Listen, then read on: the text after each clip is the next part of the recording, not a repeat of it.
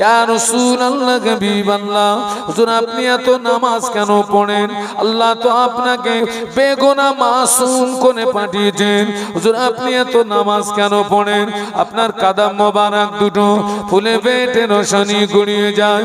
আল্লাহ নবী বলেছিলেন, ও আমার সাহাবীরা, যে আল্লাহ আমাকে নবী বানালেন, যে আল্লাহ আমাকে রাসূল বানালেন, যে আল্লাহ আমাকে এত ইজ্জতের হকদার করলেন, আমি কি আল্লাহ পাকের ইবাদতের ভিতর দিয়ে কি কিয়ামতের ময়দানে তার শুকরগুজার বান্দাদের দলভুক্ত হয়ে কি উঠব না?